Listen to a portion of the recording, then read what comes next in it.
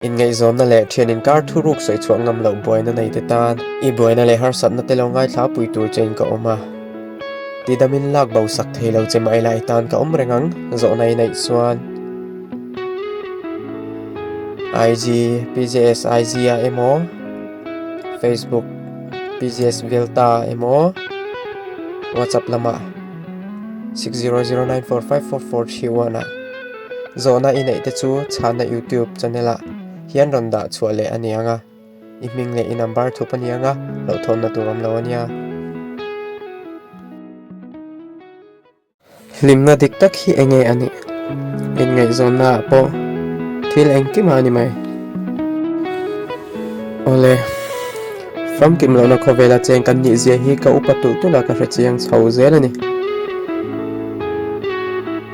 limreng du mai la limreng thei lo ti chu in hreu non fo kan ngai lo ome ma se thil pakat limreng na lam ni lo in lim lo na po pom thiam na nun nei hi ha dam thla ka limreng mel min putir thei tu ni pom thiam na nat na cha na chiat na eng po ka chan tura rot aniange kai aya hreom tur na sa pon tam em he tia pom thiam zel na nun hian shing nun ati jang khai thin ania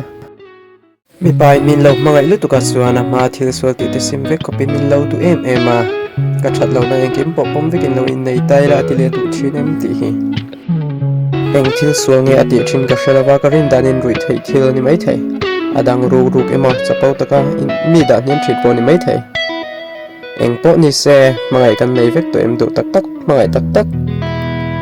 tak tak na nun kan nun pui chuan thil sual ti reng thei ngai lo mangai na he aro puya chak em ani rui thei thil adigani chuan ka mu to za som riat vel hian an nu pui nei nu puin an la boy puin sa hle a ba san len chu an tam vak lo ma se idu lo thil chu a mangai tak tak che ni chuan ati zel lo ring top pro IG thil post kalo mua karon bo zui mangai na hi enge ni chele ka mangai che min te in ki sa zaklat ka the them thei lo enge am zenia in ki zaklat nia in ki si ti thana thiam oma ti tran tir chon lai ol ve deuh mai hi ni ve a in ki si no pang deuh ngai zo nei ngai lo den an zak phota ma ni thorin chet deuh awanga kon fi lo ni in kan zak le kan hnot bur thei zak zom che shim shim yan zak le boka mangai lo na lan tir na ni khan lo KTP na tlan zana in tong kon nia a thian nu hian min star 2 min rila a number te la in santin kan in pek taka chuan kan in ngai zong chho veta phuna kal zela kan tlong don fiu mo ti line an khuwa ho ngai thu min rila in ngai tak chung in gain veilema rakhat be thu in lan reng maila zan khat chu ka phone le message reply du tamia lo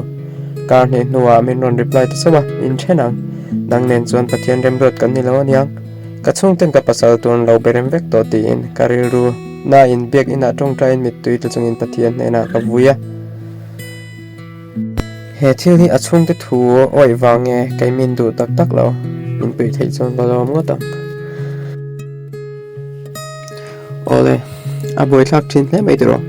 she thiam har chen mi je frang frang kara tu emop mi pakhat bik du bek ngai bek mangai bek kan nei zel sia en ton tur kan ma omte kan chung chi omte mi je thet kat kan nun pui ve mai thin hi adam hle a seilut ngal mai ang om na huna piang ngai zong thar nei thei zel zai zia re tak kan oma a then ka hlat po in a shen shan hlat thei lo mangai na nei kan om poka an vare nom thin ole chung te control thei thin lunga tanga chuak mangai na kan nei chuan nia kan thu ni lo nu le pa te thu zom luka hrisel hi mi pa ngai chuan tlugom lo ma se tun lai ko vela nu le pa te an zau to an fanuan fa pa te mangai tur an than an thang det to ngai lo kha chu thu shan ingai zong chuan om mun son angai lawa ita tur ni lawa ngai me ka pasal ne nen fa pa thlang me kan naya naw te kan nai tra tirimin ui re sana chuan tura mai che pakhat ne ra min ui re san le a